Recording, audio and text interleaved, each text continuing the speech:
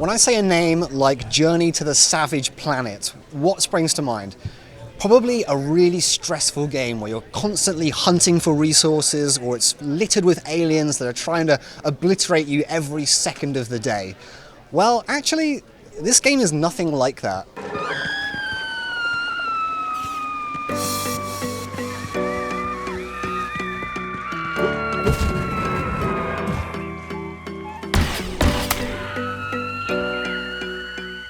I was really surprised to play the first title by Typhoon Studios, which is a new developer up in Montreal, Canada, and it's actually surprisingly relaxing.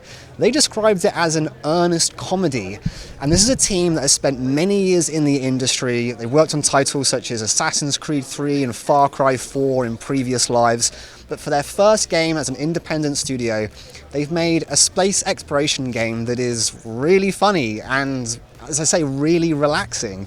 You're dropped on a planet and you work for a company which apparently is the fourth best interstellar exploration firm. Again, speaking to the humor, and you're just kind of let loose in order to explore this very colorful biome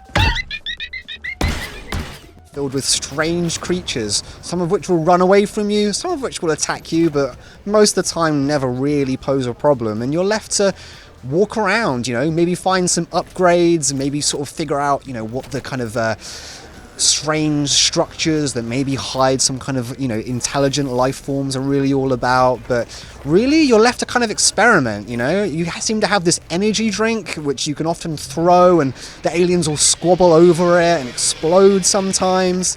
If I run up and sort of grab one of the plants that increases your stats, there's this kind of AI helper who says in the background, "Wow, I can't believe you just ran over and ate the first piece of alien life form that you found. Like, thankfully it hasn't killed you or, changed your sort of physique in any way," right? It's filled with jokes, it's really light-hearted, and as they say, they're tired of games which require, thousands of hours in order to complete. They wanted to make something much shorter, much more bite-sized, that you could come back home after a long day, really kick back, and just, something that just puts a really big smile on your face. Yeah, but we wanted to make something different, right? That was part of the motivation why we started that and go away from the AAA studio.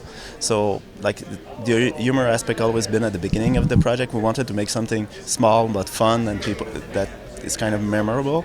This isn't going to take probably 20 or even 30 hours to complete. It might be a sort of thing that you get done within a weekend.